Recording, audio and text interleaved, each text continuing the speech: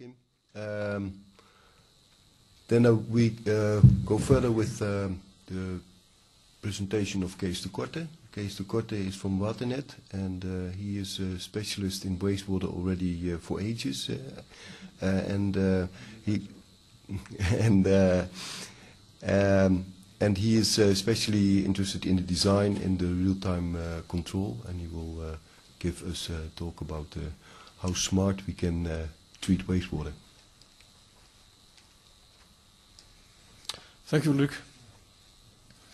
Yes, my presentation will deal about smart control, and the content is that I generally introduce smart control for you. Then I will focus on how the system works, and after that I will show you the performance of the sewer system in the simulation environment and the performance of the wastewater treatment plant that can also be influenced by smart control. I will conclude with the implementation of the prototype in Amsterdam Noord, and after that, but that's clear already, will be a discussion.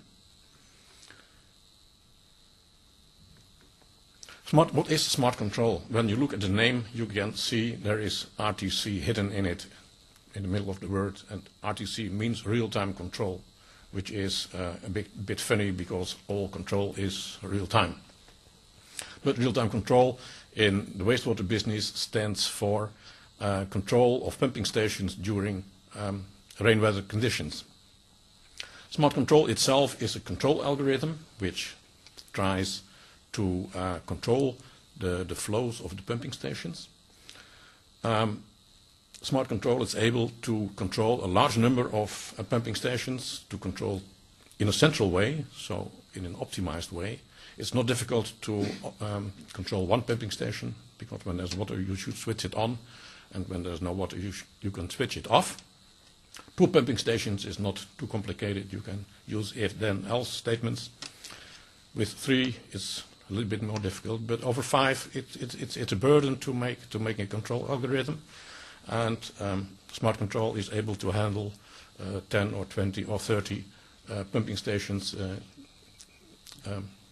at one time. What it really does is that it enables a central flow control instead of the conventional local level control. Local level control is when the pumping station sees water, it starts to pump, and when there's no water left, the pumping station stops, and normally it works at the full installed capacity, and without bothering where the water goes to a treatment plant or even to a downstream drainage district. I am already busy with smart control for quite a long time. I started this in 2001, and since 2002 in a cooperation between Waternet, which you know already, and UMIC, which you will not know that very good. UMIC is a system integrator with a big field in industrial automation. So they are real professionals. The control algorithm was completed and tested in 2008, and in 2009 and 10 it was implemented in Amsterdam Noord, and I hope to have at least part of the evaluation ready still this year.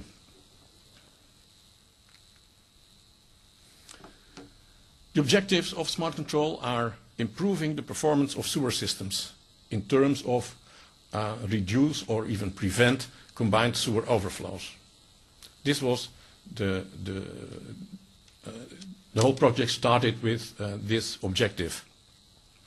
Later on, I saw that it was possible to improve also the performance of the wastewater treatment plant with smart control by flow control to the wastewater treatment plant and load balancing, and I will come back to that later.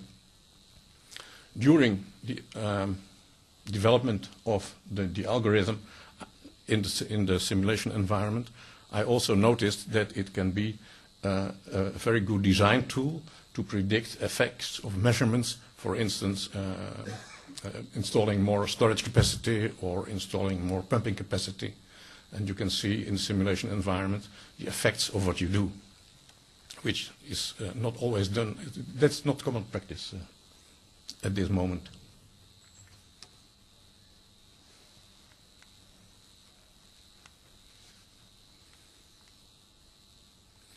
Then, the introduction to SmaRTControl. What is it and what does it?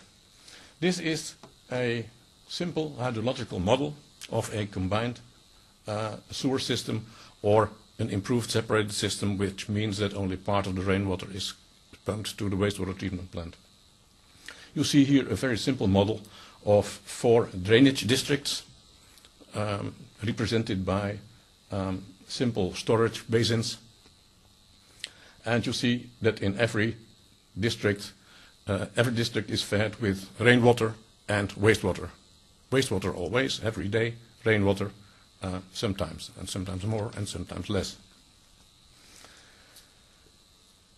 There is a structure in the whole drainage system because District 2 pumps to District 3 and only the Districts 1, 3 and 4 pump to the wastewater treatment plant. And then there is also a very important restriction, R1, and R1 says that the total capacity of the pumps 1, 3 and 4 should not exceed the hydraulic capacity of the wastewater treatment plant.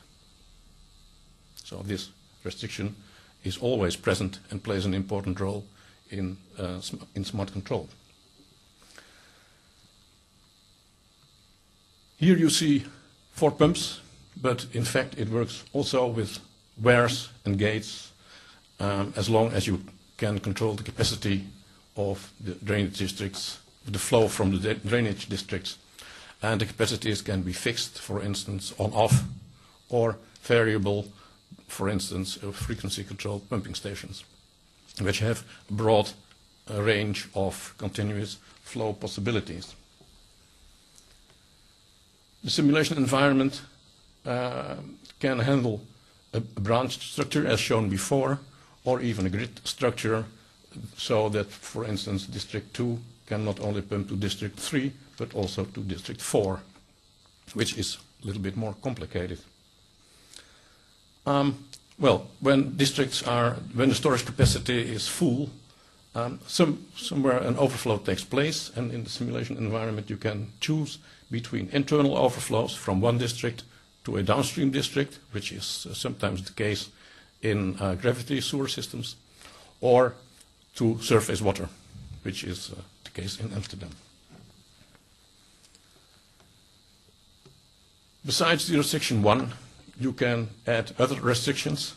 For instance, that pump 3 and pump 4 should not exceed a total capacity of a certain value. You can give drainage districts priority. That will say that they have a priority in preventing CSOs. And I come back to that later. So there is a fine-tuning as possible. And you can switch specified districts to local control, so that even in a SmaRTControl simulation situation, some pumping stations have their normal local level control. So all possibilities to have a very flexible simulation environment to develop SmaRTControl, to run tests, and to make design decisions. How does SmaRTControl work? Well, SmaRTControl in fact is a black box. It receives measured levels from drainage systems and storage basins, and SmaRTControl issues set points, flow set points for the pumping stations. SmaRTControl is programmed as a strategy with 2 objectives. The flow to the wastewater treatment plant should be maximum, and a balanced use of storage. Well, that the flow to the wastewater treatment plant should be at maximum is clear when you want to prevent combined sewer overflows. Balanced use of storage is a little bit more complicated, but I can explain it to you. When all storage basins fill equally, and they are all completely filled when the first overflow occurs, you have obviously made use of every storage capacity available. And of course, that's what you want. So 2 elements in the control strategy. flow to the wastewater treatment plant maximum, and a balanced use of storage, as far as possible. The control algorithm is in 2 stages. First, every pumping station is considered to be controllable from 0 to 100%, which gives you the ideal situation.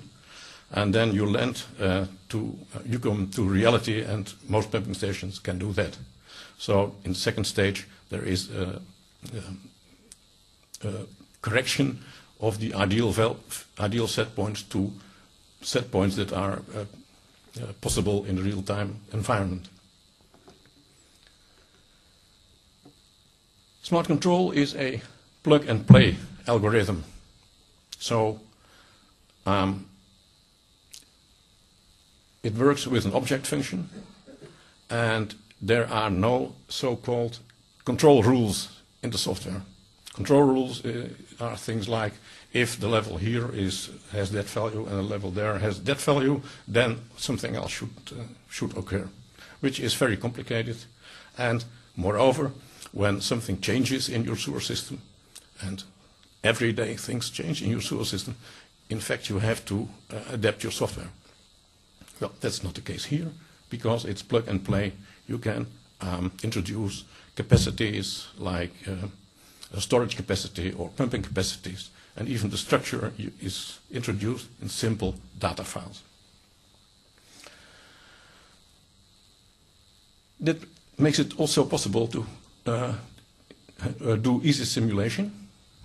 And when you can easily simulate things, you can also assess the performance cheap, because you don't have to write an expensive program with control rules.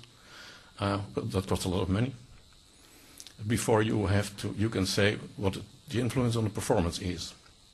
And everyone who is busy with RTC wants to know before, okay, what are the benefits? So that's an important issue. Having said this, we are going to look to the performance of the sewer systems in terms of CSO reduction. The picture is a 19 pumping stations sewer system, which is very close to normal practice, because it's de Ronde Venen. And what we noticed was that without increasing the pumping capacity, so SmaRTControl does not perform better than local level control. And of course that's clear, because when there is you have no possibilities to increase the flow from one district or another, it will be exactly the same. But when you increase pumping capacities, then you have you are able to control the distribution about the pumping capacities of all the different pumping stations. What I also noticed was that use of priority gives indeed a better local performance. So when you say district number 3 should have less combined overflows, you give area 3 a higher priority, and then you see less overflow. But the consequence is that the total overflow, of course, is a little bit higher than before. Everything has its price. Nothing is for free. These pictures show the differences between local level control at the left side and central flow control at the right side. The graphs are use of storage capacities over time on the y-axis, and the x-axis are time steps, because SmaRTControl works in time steps. Every quarter of an hour, the levels, the algorithm runs and produces new set points based on the last measured levels. What you see here is that there is a lot of divergence of the rising of the degree of filling, and the same is true while emptying the systems.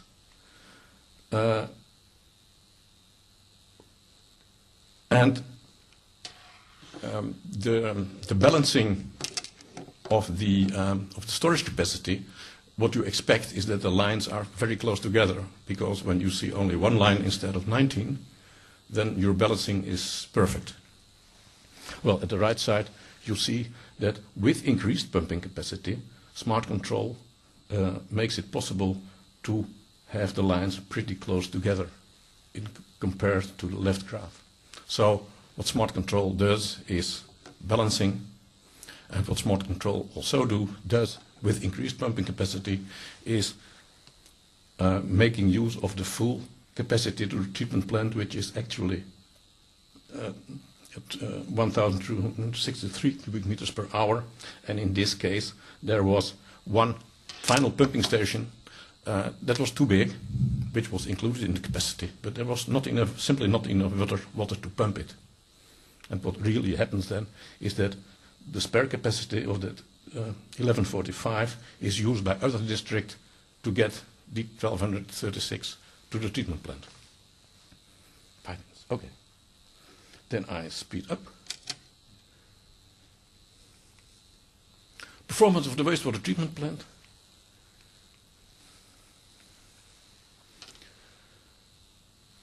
Kim, you can do it really simple. The diurnal variation, you can also make use of the storage capacity in your combined sewer system to equalize your diurnal pattern and replace the green normal pattern by the blue almost straight line by using the storage capacity of your combined system. And you see that you need, in this case, in 3 of the drainage districts, you use about 20% of the capacity, storage capacity, which is present. This is under dry weather conditions. In fact, it's the same algorithm, only you limit Qmax to the average daily flow and make some minor corrections to compensate for a little bit extra or a little bit less flow.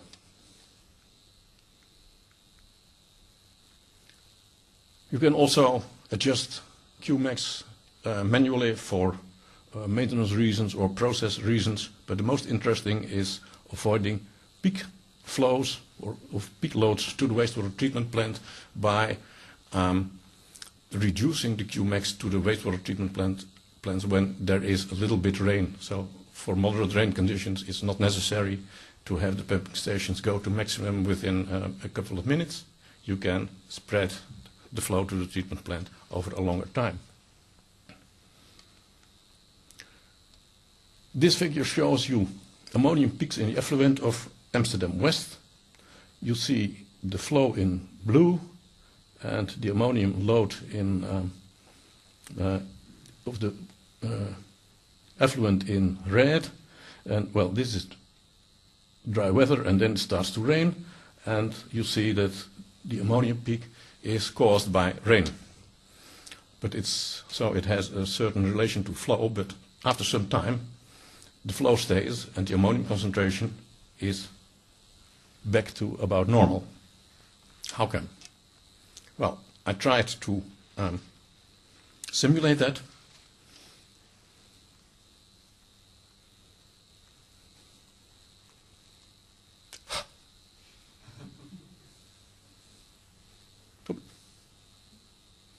And the 4 points are quite obvious, but the 5th point is that I incorporated between the drainage districts and the wastewater treatment plant also a pressure pipe, which is the case in Amsterdam West. And the capacity, the content of the pressure pipe is expressed in hydraulic retention time at full capacity.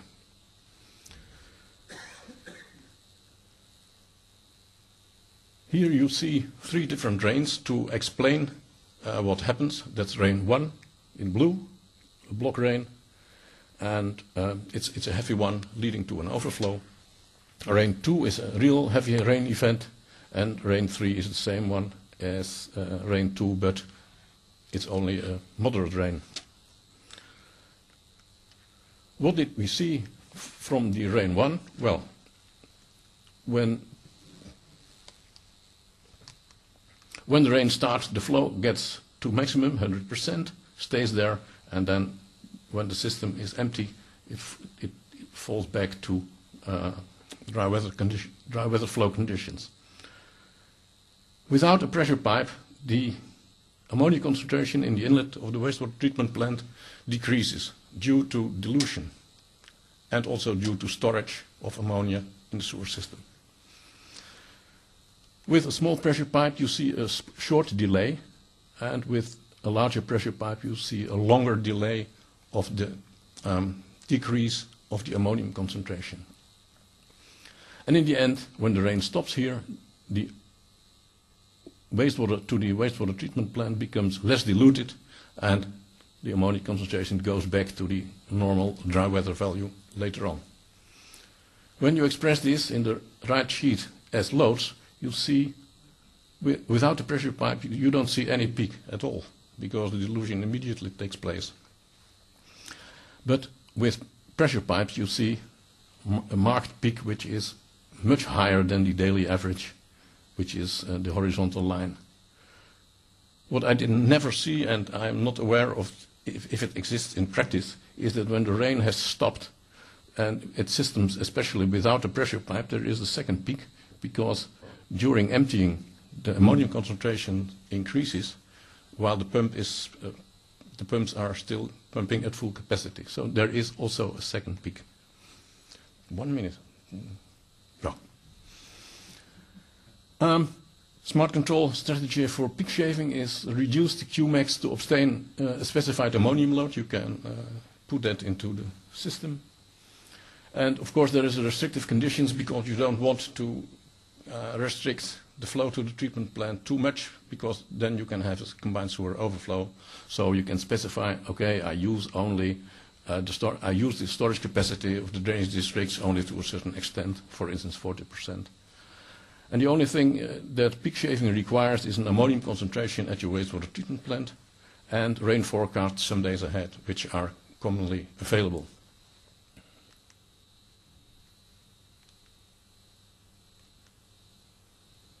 This is the effect for the two rains. The heavy rain, well, here the peak is not shaved, because it's a rainy event with a predicted heavy rain, so the flow will not be restricted. But at the end, this peak would normally occur, but by decreasing the flow to the treatment plant a little bit earlier, you can prevent the occurrence of this peak.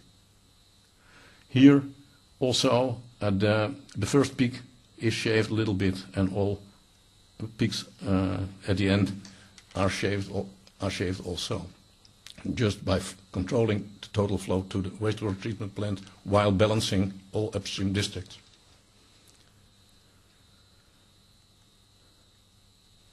Half a minute? About. Well, we have implemented SmaRTControl. RTC policy of WaterNet is use your assets. You have spent quite a lot of money in constructing expensive rainwater storage basins, and you want that they are used and not are empty while somewhere else is an overflow. And the second element is everything under control. We want to have operational control of our wastewater system at the system level. So, for instance, switch from one location to another with heavy overflows. The objectives of the prototype project was not saving money, it was learning. Just by doing this, and also the picture shows in agreement with all stakeholders, which are licensing water authorities and operational personnel as well. It is realized by WaterNet in cooperation with UMIC and financially supported by Agentschap NL. What is it? This is Amsterdam Noord, this area here. 88,000 inhabitants, 97 drainage areas, drainage districts, of which 28 are combined, and 14 of that 28, the big ones, are controlled. The other 14 are small combined sewer systems, still under local control. And by simulation we proved that there's not that much difference between the behavior of the total system.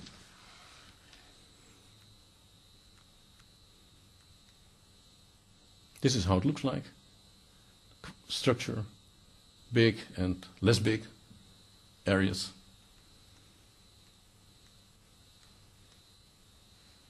And that's what we're heading for. And afterwards